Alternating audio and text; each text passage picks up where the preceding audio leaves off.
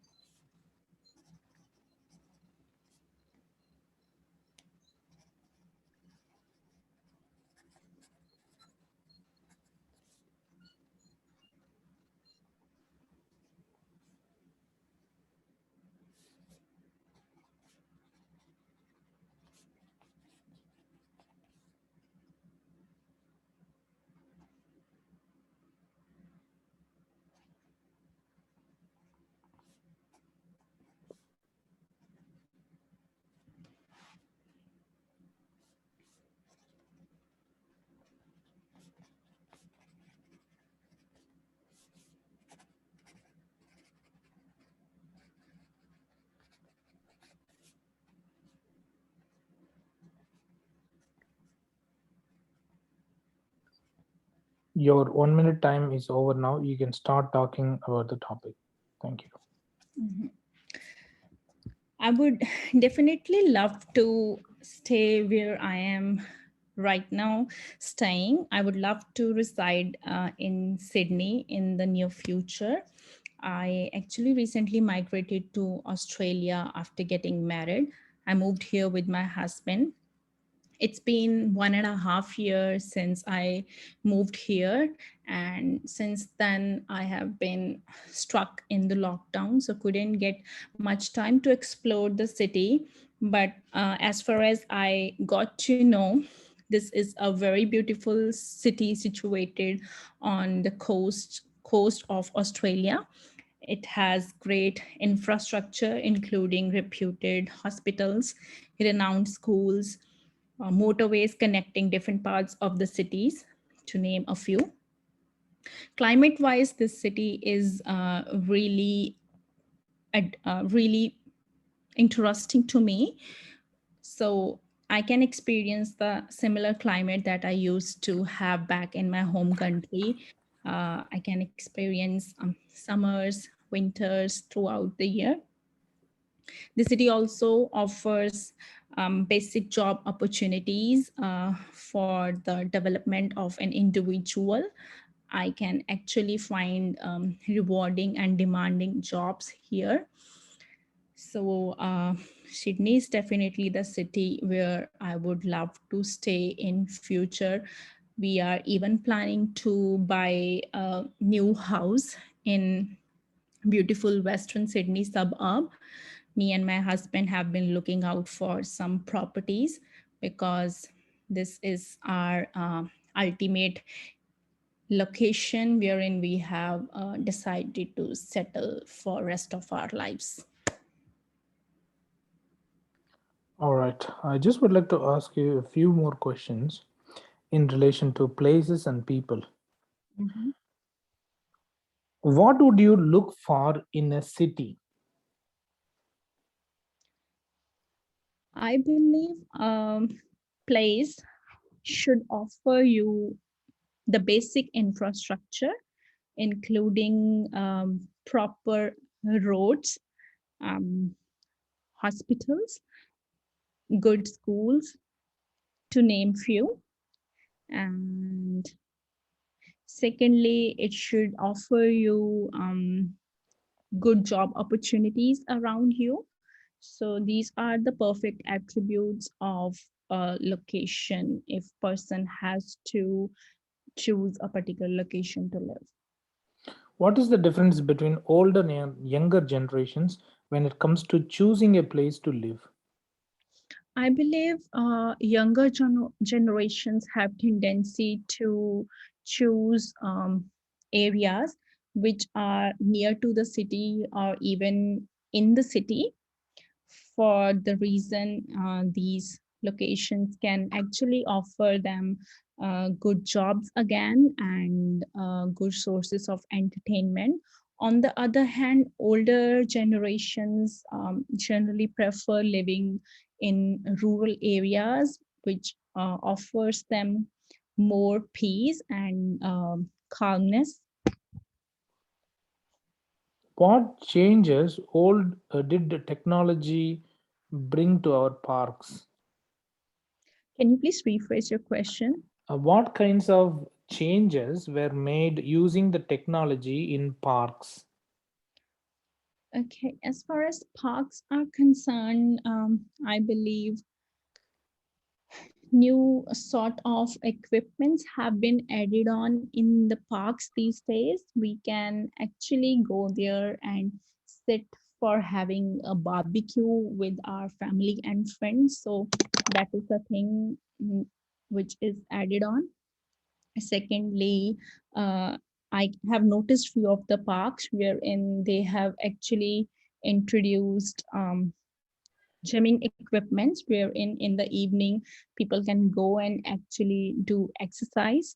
So these are the few things. Would you like to live on the moon in the future? Oh, that's a interesting question, and I have actually never thought about such a question. But if I am given such an opportunity, I would definitely love to visit moon. I'm not too sure if I would actually survive there for long. Just for the sake of experience, I would definitely love to go there. That's the end of the speaking mock test. You may now leave the examination hall. Thank you. All right. Now, let me give you the feedback first before I can give you the score.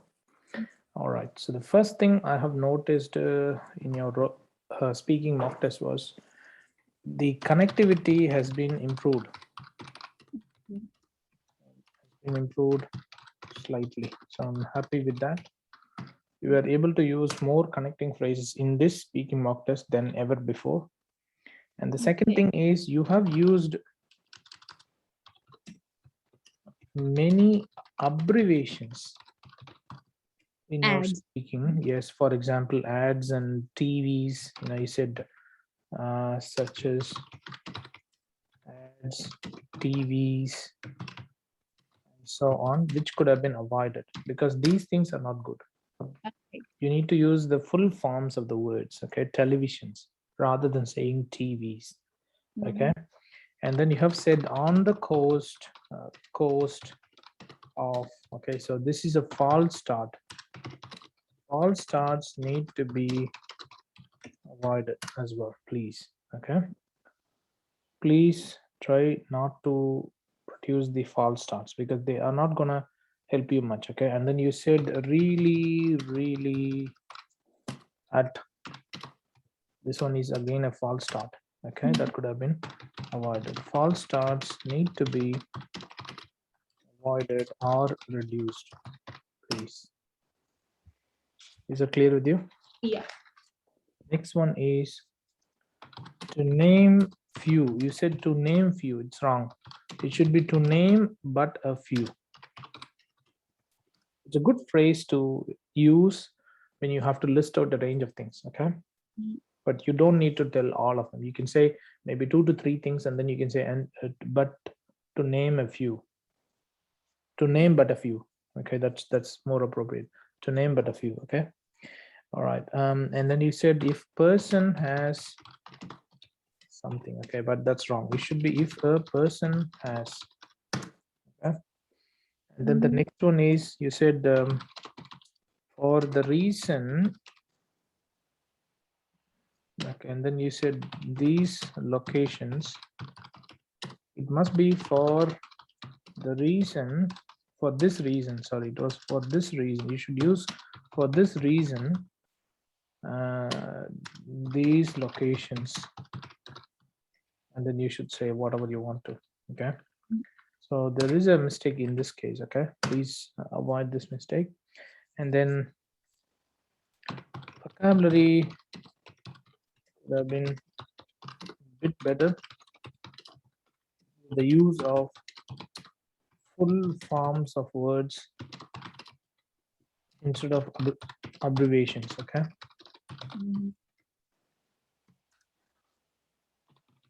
Grammar has been improved as well. I'm very happy with that. So it has been improved in this speaking mock test. So grammar and connectivity have helped you to improve your score, and pronunciation is all right. I'm happy with that. So as the vocabulary, pronunciation, and grammar connectivity is already done. So according to me, this speaking test may be able to get you 8 bands. Maybe. Okay. I'm not fully convinced, but according to me, this one has a good chance of receiving at least 8 bands in the real IELTS examination if you perform the same way. Okay. Well done. You have done a good job by achieving 8.50 bands Thank in you. this speaking for the first time. Thank you.